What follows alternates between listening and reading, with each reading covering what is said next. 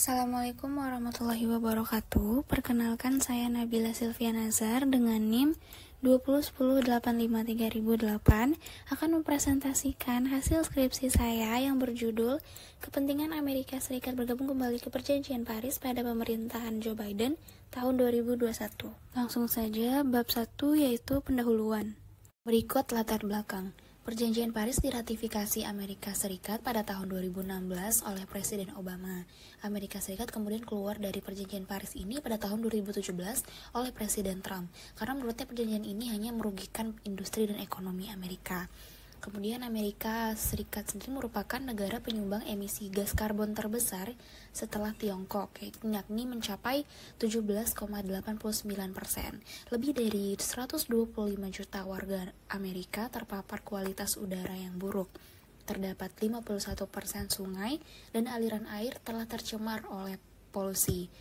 Dan kemudian pada tahun 2021, Amerika Serikat kembali meratifikasi Perjanjian Paris oleh Presiden Biden.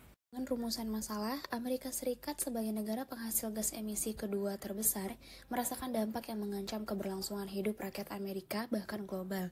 Yang kedua, terjadinya perubahan kebijakan luar negeri Amerika terkait krisis iklim yang awalnya meratifikasi Perjanjian Paris kemudian memutuskan keluar. Lalu yang terakhir, kembalinya Amerika pada Perjanjian Paris menandakan adanya kepentingan tersendiri bagi Amerika dalam menghadapi permasalahan isu global, khususnya krisis iklim. Kemudian muncul pertanyaan penelitian, yaitu apa kepentingan Amerika Serikat kembali bergabung ke Perjanjian Paris pada tahun 2021. Dengan tujuan penelitian, menganalisis dan mendeskripsikan kepentingan Amerika dalam bergabung kembali ke Perjanjian Paris pada tahun 2021. Kemudian manfaat penelitian yang pertama, secara akademis, penelitian ini menawarkan pengetahuan terkait kepentingan Amerika bergabung kembali ke Perjanjian Paris pada tahun 2021. Yang kedua, secara praktis penelitian ini diharapkan dapat menjadi bahan referensi bagi penulisan selanjutnya dan menjadi bahan pertimbangan bagi pembuat kebijakan dalam membuat kebijakan, khususnya di sektor lingkungan. Berikut beberapa referensi yang digunakan dalam penelitian ini. Lanjut, kerangka konseptual yang digunakan yaitu teori konstruktivisme oleh Sarina. Konstruktivisme percaya bahwa dunia merupakan hasil konstruksi sosial atau socially constructed. Alexander Wynne juga menjelaskan bahwa kekuatan ide dapat mengubah makna dan pandangan bersama terhadap suatu struktur material. Hal ini dilakukan oleh suatu atau beberapa aktor dengan cara menyebarkan pemahaman bersama atau juga yang dikenal dengan intersubjektivitas kepada aktor-aktor yang lain dalam interaksi antar aktor.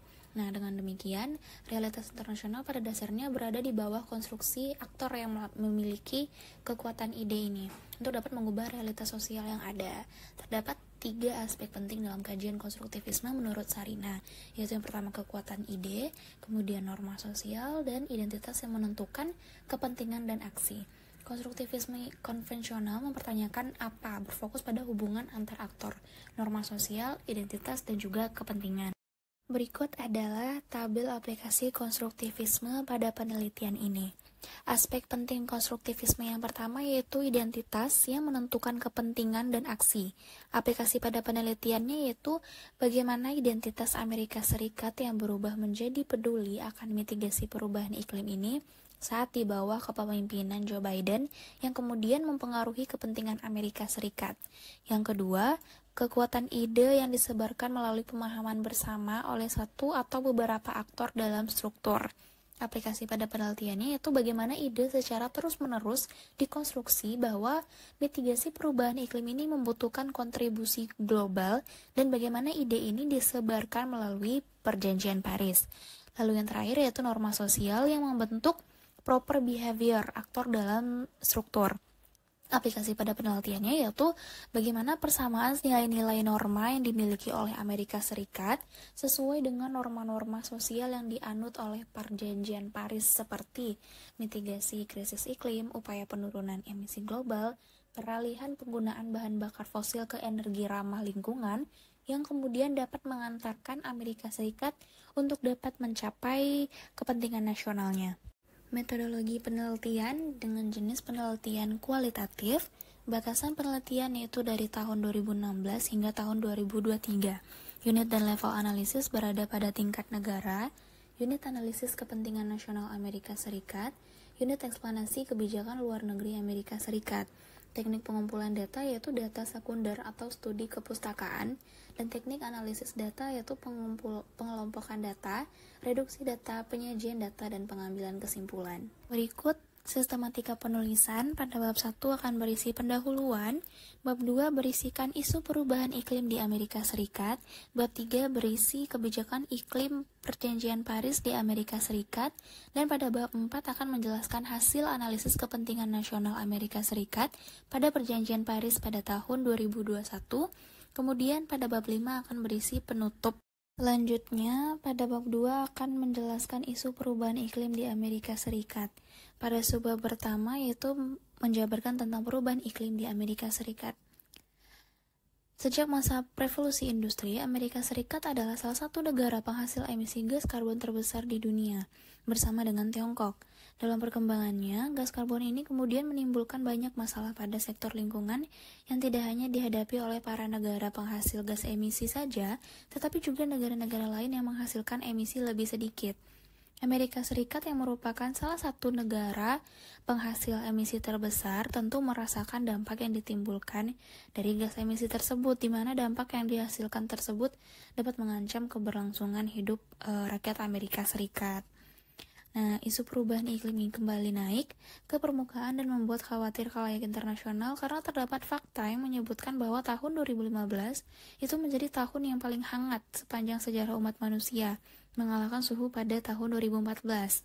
Salah satu penyebab dari kenaikan suhu pada tahun 2015 adalah adanya fenomena El Nino, yang dimana fenomena ini menyebabkan menghangatnya permukaan air laut di Samudra Pasifik, yang kemudian mengganggu siklus iklim di berbagai negara dunia, termasuk Amerika Serikat. Nah, beberapa wilayah di California yang relatif basah pada musim dingin yang lalu meningkatkan optimisme bahwa kekeringan yang melanda wilayah tersebut akan berakhir setelah berlangsung selama 4 tahun. Namun kenyataannya ketika New York Times mengunjungi Taman Nasional Yosemite pada bulan April 2016, ia menemukan sebuah fakta yang mengkhawatirkan, di mana sebenarnya wilayah ini masih dalam ancaman kekeringan berkepanjangan akibat fenomena tadi, yaitu La Nina yang terjadi.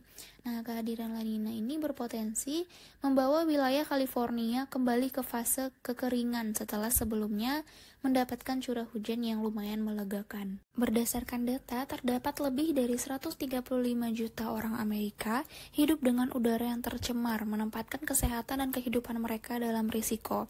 Polusi udara tetap menjadi salah satu masalah lingkungan utama di Amerika Serikat, di mana jumlah orang Amerika Serikat yang terpapar kualitas udara buruk secara konsisten lebih dari 125 juta sejak tahun 2013. Hampir 21 juta orang di Amerika Serikat diperkirakan tinggal di negara-negara dengan tingkat polusi partikel yang tidak sehat sepanjang tahunnya.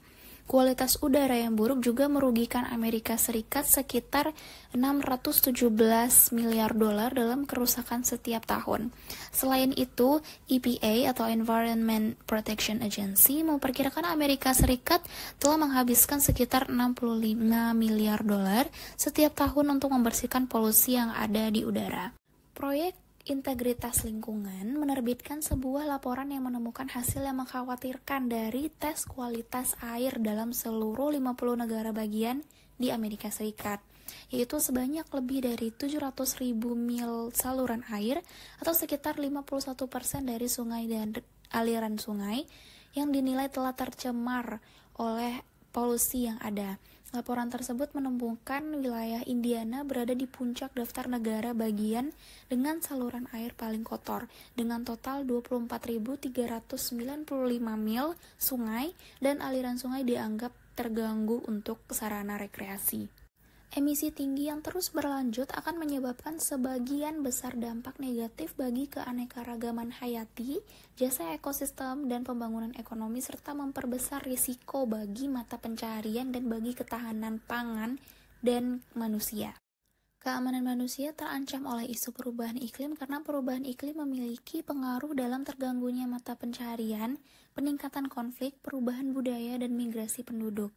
Masalah-masalah tersebut terjadi karena perubahan iklim yang semakin parah dari waktu ke waktu. Amerika Serikat sebagai salah satu negara penghasil emisi gas terbesar di dunia tentu berperan besar dalam terjadinya masalah tersebut. Oleh karena itu, Amerika Serikat memiliki urgensi untuk kembali meratifikasi Perjanjian Paris agar dapat menyelesaikan masalah-masalah akibat perubahan iklim yang dialami oleh seluruh dunia. Lanjut pada subbab kedua, yaitu sejarah agenda global perubahan iklim di Amerika Serikat. Amerika Serikat sebagai negara superpower atau pemimpin global yang membuat negara-negara lainnya, baik negara maju dan berkembang, menaruh harapan besar terhadap peran Amerika Serikat dalam berbagai isu global. Salah satu isu tersebut yang cukup kontroversial adalah isu global warming atau perubahan iklim. Berdasarkan sejarah Amerika Serikat dalam isu lingkungan dan perubahan iklim dinilai masih sangat lemah, terutama dalam aksi-aksi iklim dalam skala internasional.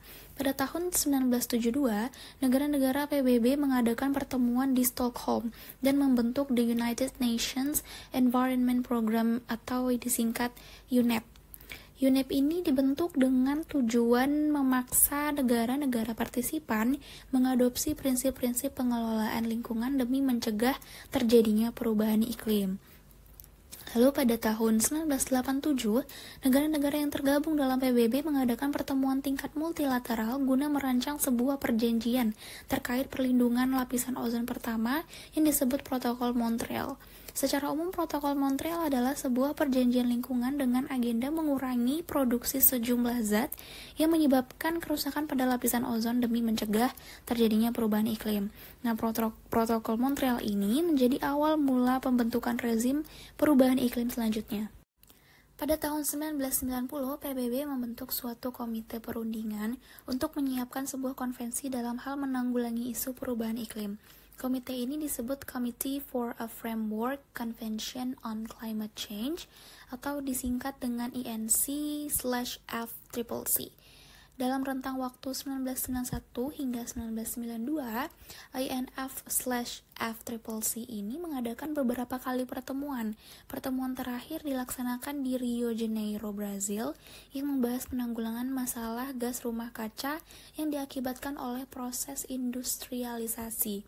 Pertemuan ini kemudian menghasilkan kerangka kerjasama yang disebut dengan United Nations Framework Convention on Climate Change atau yang disingkat UNFCCC seperti yang kita ketahui pada saat ini. Secara umum, UNFCCC ini merupakan suatu rezim yang bertujuan untuk mendukung upaya global terhadap sebuah ancaman, yaitu perubahan iklim. Sehingga dengan hal ini menekankan tanggung jawab lebih terhadap negara maju, karena negara maju merupakan penghasil gas emisi utama dengan keadaan ekonomi yang lebih stabil. UNFCCC memiliki sebuah pertemuan tahunan bernama Conference of Parties atau COP yang melahirkan kesepakatan dalam rangka mengatasi permasalahan lingkungan. COP ini merupakan badan pembuat keputusan tertinggi dalam konvensi, di mana masing-masing negara konvensi mengirimkan perwakilannya untuk pertemuan tersebut. Baiklah, selanjutnya Protokol Kyoto. Amerika Serikat adalah salah satu dari 197 negara yang meratifikasi UNFCCC. Sejak UNFCCC pertama kali dibentuk, telah banyak diadakannya pertemuan dengan format COP. COP pertama dilaksanakan pada bulan Maret 1995 di Berlin, Jerman, menghasilkan The Berlin Mandate. Pada perjanjian ini, anggota COP sepakat untuk memperkuat kontribusi oleh negara maju dalam menanggapi isu-isu perubahan iklim. Selain itu, pertemuan pertama ini juga menghasilkan kesepakatan terkait penetapan lokasi resmi kesekretariatan yang berada di kota Bonn, Jerman, serta penentuan besarnya anggaran dan prosedur keuangan. COP pertama ini dinilai berhasil, tetapi kesepakatan mengenai aturan dan prosedur yang harus diambil negara maju sebagai langkah mitigasi isu perubahan iklim tidak mencapai titik temu, sehingga COP ini harus dilakukan penundaan. Pada perkembangannya, terdapat beberapa COP yang menghasilkan kesepakatan penting. Salah satunya yaitu pada COP ketiga di Kyoto yang kemudian menghasilkan kesepakatan bernama Kyoto Protocol.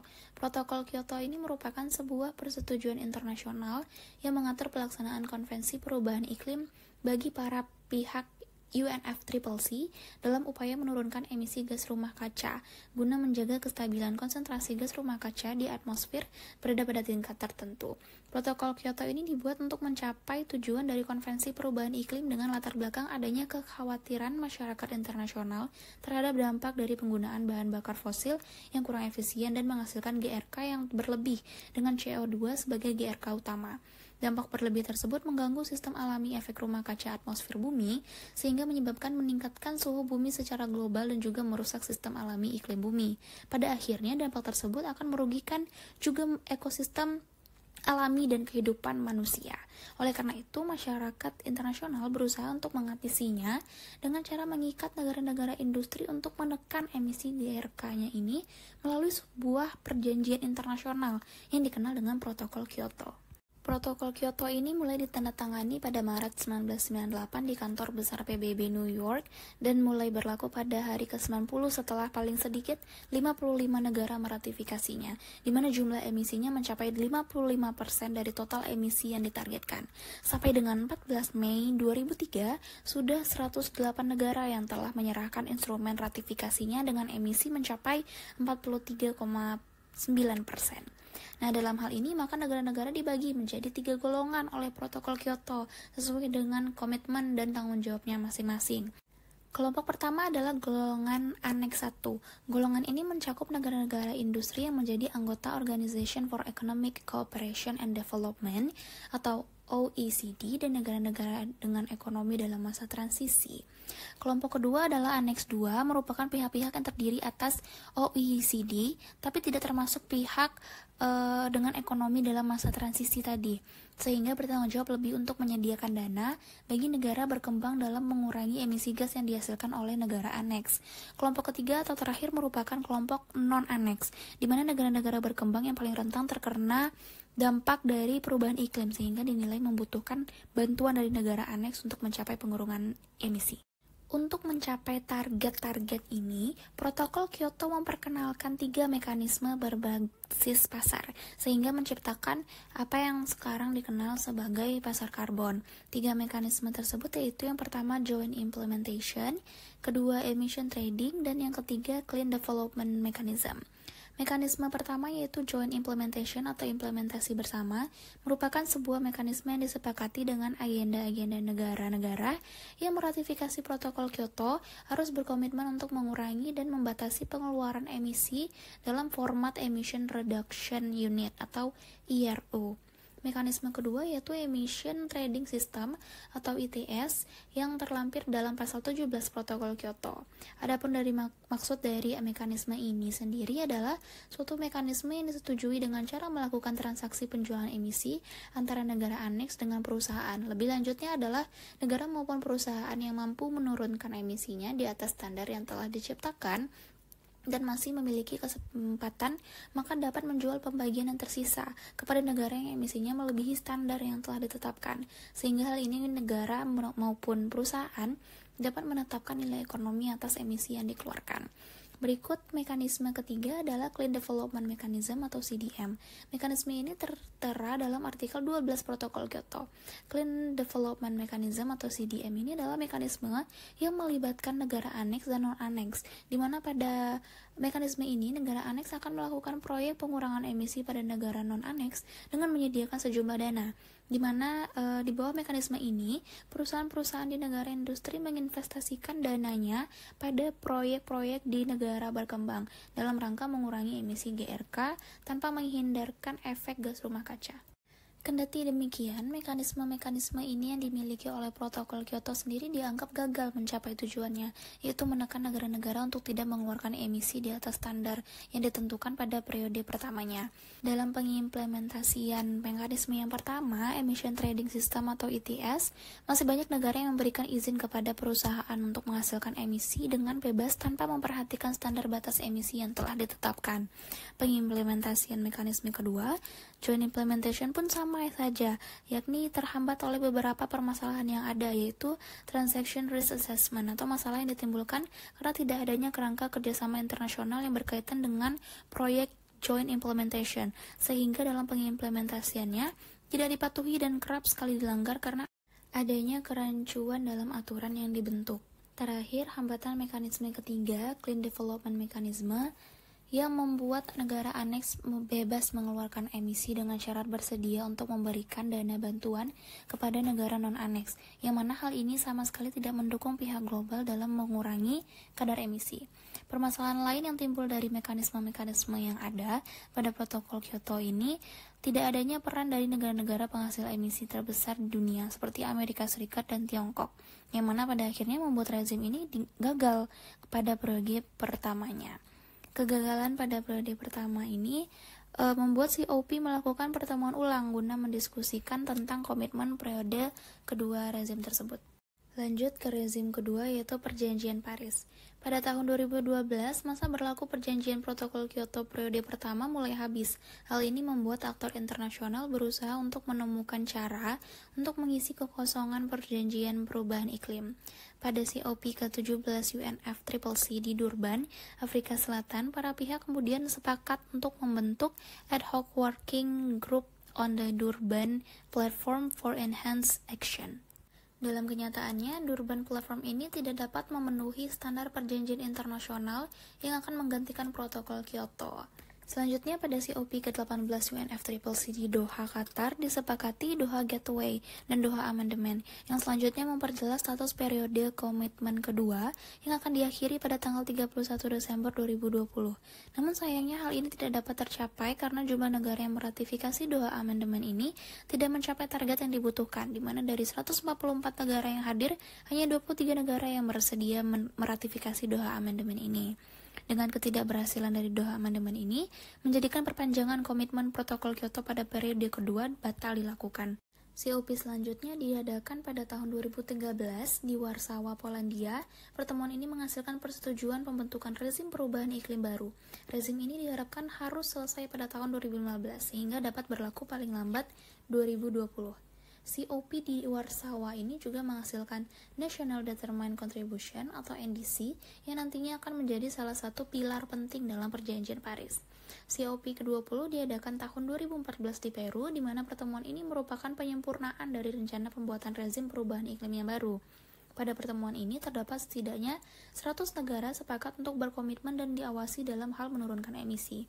Tingkat keberhasilan dari COP20 ini dinilai memuaskan sehingga mengantarkan pada penerimaan Paris Agreement atau Perjanjian Paris sebagai rezim internasional pada COP21 di Paris, Prancis pada tahun 2015 dan mulai diberlakukan setahun setelahnya, setelah ditandatangani oleh 195 negara termasuk Amerika Serikat. Tujuan utama Perjanjian Paris adalah untuk memperkuat respon global terhadap ancaman perubahan iklim dengan menjaga kenaikan suhu global pada abad ini jauh di bawah 2 derajat Celcius. Dalam mencapai tujuannya, Perjanjian Paris memiliki cara kerja yaitu dengan format NDC atau National Determined Contribution yang dimuat dalam pasal 4 Perjanjian Paris. NDC merupakan salah satu pilar terpenting dalam Perjanjian Paris. Hal ini karena NDC memiliki setidaknya 5 fungsi, yaitu Progress Tracker, Trust Builder, Influencer, Differentiator, dan Gatekeeper. Fungsi pertama yaitu Progress Tracker, artinya yaitu NDC digunakan sebagai alat untuk menilai program mitigasi negara terhadap isu perubahan iklim. Dalam menjalankan fungsi ini, maka yang akan dilihat adalah bagaimana langkah yang dipilih negara dalam upaya mitigasi isu perubahan iklim, keberhasilan langkah tersebut, dan bagaimana cara negara dalam mengevaluasi langkah tersebut jika ternyata gagal. Lalu fungsi kedua yaitu NDC sebagai Trust Builder. Dalam fungsi ini, NDC sebagai alat untuk membangun kepercayaan bagi negara anggota dan kepercayaan publik. NDC diharapkan dapat membangun kepercayaan karena berisikan laporan negara-negara dalam menghadapi isu perubahan iklim. Kemudian fungsi ketiga yaitu NDC sebagai influencer. Sejalan dengan fungsi kedua, dengan adanya laporan transparan oleh NDC dalam upaya mengatasi perubahan iklim akan mempengaruhi aktor lain di luar negara anggota, seperti masyarakat global, MNC, LSM, untuk dapat membersamai hal ini agar tujuan dari Perjanjian Paris dapat tercapai. Selanjutnya, fungsi NDC sebagai diferensiator, mengacu pada kewajiban berbeda dari negara anggota dalam pencegahan isu perubahan iklim, di mana artinya negara aneks akan mengemban kewajiban dan target yang lebih besar dibandingkan negara-negara non-aneks. Negara non-aneks tentunya juga akan diberikan tanggung jawab yang sepadan dengan kemampuannya. Dengan adanya cara kerja dan dukungan dari negara maju, membuat perjanjian Paris dinilai lebih sempurna untuk mencapai tujuan iklim. Namun pada pemerintahan Trump, Amerika Serikat menarik diri dari perjanjian ini karena dianggap akan merugikan perekonomian Amerika Serikat. Berikutnya bab 3 yang akan menjelaskan kebijakan iklim perjanjian Paris di Amerika Serikat. Pada subbab pertama menjelaskan dinamika kebijakan iklim Amerika Serikat pasca perjanjian Paris tahun 2015 sampai tahun 2021. Sebagai sebuah negara yang bergantung pada sektor industri dan salah satu penghasil emisi terbesar, proses ratifikasi Amerika Serikat terhadap perjanjian Paris melalui proses negosiasi yang panjang dan kurang lancar. Dari 539 anggota Kongres yang ada, terdapat 243 suara menolak untuk meratifikasi, dan sebanyak 181 suara setuju untuk meratifikasi perjanjian Paris. Walaupun terjadi perpecahan ini, proses ratifikasi perjanjian Paris tetap dilakukan karena Obama sebagai presiden menggunakan hak vetonya untuk tetap melanjutkan ratifikasi perjanjian Paris tersebut. Hal ini dibuktikan melalui adanya pendanaan berbentuk hibah yang berasal dari publik untuk masalah iklim ini dan sudah dilakukan sejak tahun 2014, di mana Amerika Serikat melakukan investasi sebesar 400 juta dolar per tahun yang nantinya dana ini akan diberikan kepada negara-negara yang kesulitan dalam menangani permasalahan perubahan iklim. Setelah masa pemerintahan Obama berakhir, kepemimpinan Amerika Serikat kemudian diteruskan oleh Donald Trump yang berasal dari Partai Republik. Pandangan Trump terhadap permasalahan perubahan iklim ini sangat bertolak belakang dengan presiden sebelumnya, yaitu Obama. Menurut Trump, dengan Amerika Serikat meratifikasi perjanjian Paris hanya akan membawa Amerika Serikat kepada kehancuran, khususnya di sektor industri dan perekonomian. Komitmen Trump untuk menarik diri Amerika Serikat dari perjanjian Paris baru dapat dicapai pada tahun 2020 karena aturan untuk membatalkan ratifikasi terhadap perjanjian Paris minimal sebuah negara telah bergabung selama 3 tahun. Meskipun negara Amerika Serikat ini menarik diri di akhir periode kepemimpinan Trump, namun sudah meninggalkan komitmen terhadap perjanjian tersebut secara berangsur-angsur sejak tahun 2017. Hal ini dapat terlihat dari sejumlah kebijakan Trump yang salah satunya membatalkan kegiatan Clean Power Plan. Clean Power Plan sendiri merupakan sebuah program yang diperkenalkan oleh US Environmental Protection Agency. Tujuan dari pembentukan Clean Power Plan ini yaitu mengurangi emisi dari sektor pembangkit listrik negara Amerika Serikat. Difokuskan kepada listrik karena listrik menjadi penyumbang setidaknya 40% dari total emisi Amerika Serikat. Selain membatalkan kebijakan Clean Power Plan, pemerintah Trump juga memotong anggaran federal untuk kegiatan iklim internasional. Berdasarkan data dari United States Agency for International Development, anggaran untuk kegiatan iklim internasional dipotong sebesar 28,7% atau setara dengan 10 juta miliar US dollar sejak tahun 2018. Selanjutnya, Trump juga membatalkan bantuan keuangan untuk Global Climate Change Initiative dan Green Climate Fund. Pemerintah Trump bahkan menunjuk pejabat anti-iklim untuk beberapa posisi penting dalam kabinet pemerintahan Amerika Serikat. Trump bahkan juga gencar melakukan kampanye untuk mendukung penggunaan kembali energi bahan bakar fosil untuk meningkatkan pertumbuhan ekonomi negara Amerika Serikat. Setelah berbagai kebijakan dan aturan anti-iklim yang dilakukan oleh Trump, upaya ini dibatalkan oleh Presiden Amerika Serikat berikutnya, yaitu Joe Biden. Pada tahun 2021, di bawah kepemimpinan Joe Biden, Amerika Serikat memutuskan untuk bergabung kembali ke Perjanjian Paris. Bisa dilihat pada slide berikut ini merupakan instrumen resmi berupa dokumen penerimaan Perjanjian Paris oleh Amerika Serikat tahun 2021. Joe Biden mengutus John Kerry sebagai utusan khusus presiden ke UNFCCC untuk melakukan urusan keadministrasian. Lebih lanjut, komitmen ini ditunjukkan Biden dengan mengundang pemimpin dari 40 negara untuk memastikan masing-masing pihak telah berkontribusi dan menjalankan kewajiban dalam mengurangi emisi ini. Menurut Biden, arah kebijakan pemerintahannya yaitu American Job Plan dengan agenda membangun ekonomi Amerika Serikat dengan rencana infrastruktur besar-besaran yang ramah lingkungan dengan tujuan jangka pendek mengurangi emisi sebesar 50% dibandingkan dengan tingkat emisi tahun 2005 pada tahun 2030 dan mencapai net zero emission pada tahun 2050. Lanjut subbab berikutnya yaitu implementasi kebijakan iklim Amerika Serikat pada pemerintahan Joe Biden.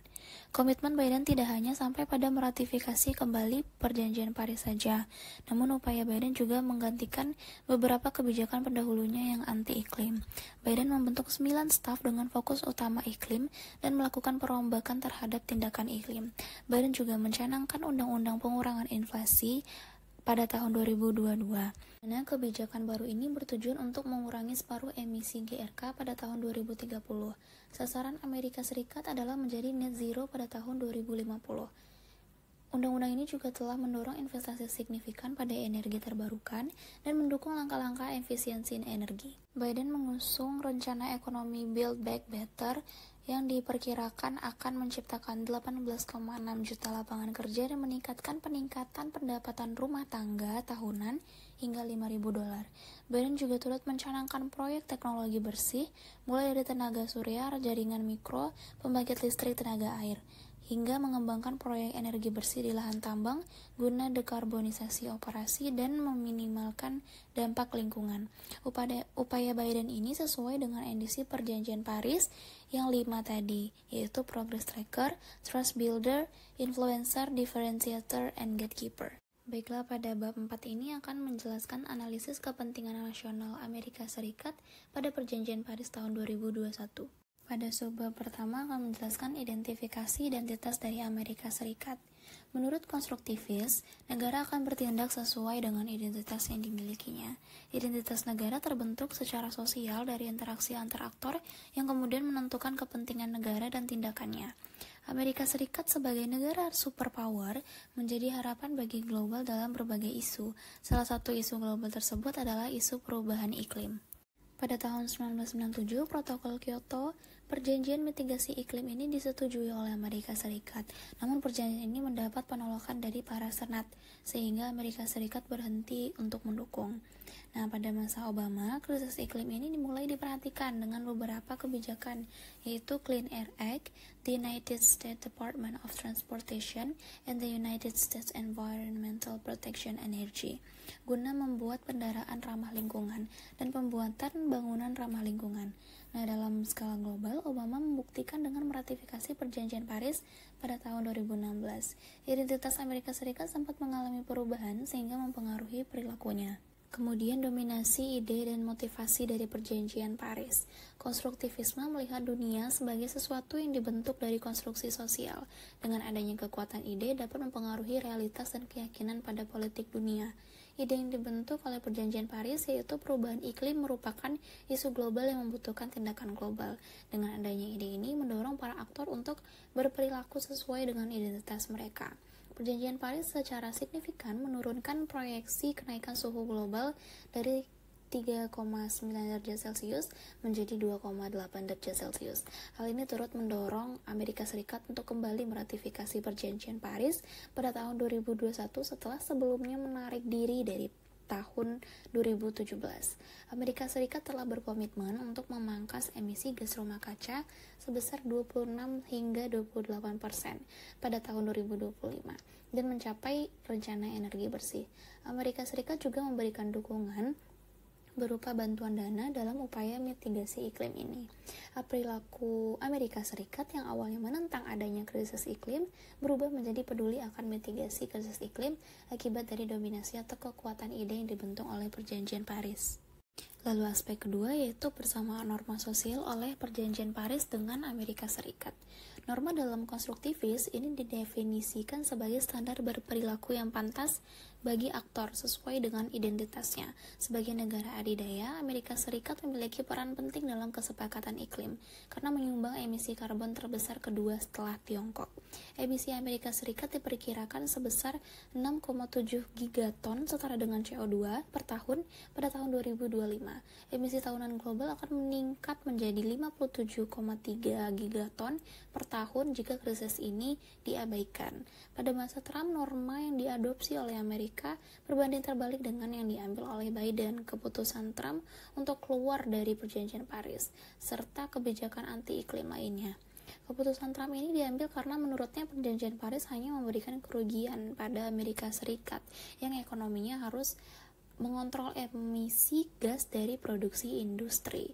Hal ini dibantah oleh NRDC dengan meremehkan kemajuan dalam efisiensi energi dan teknologi energi bersih, serta mengacuhkan biaya kesehatan dan ekonomi yang sangat besar. Imbas dari perubahan iklim itulah yang akan memberikan kerugian ekonomi pada Amerika Serikat.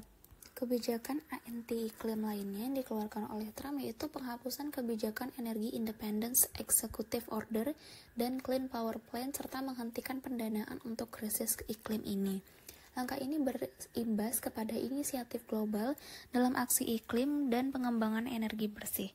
Sedangkan Amerika Serikat menunjukkan pengadopsian norma dalam praktik-praktiknya yang sama dengan Perjanjian Paris saat di bawah pemerintahan Biden.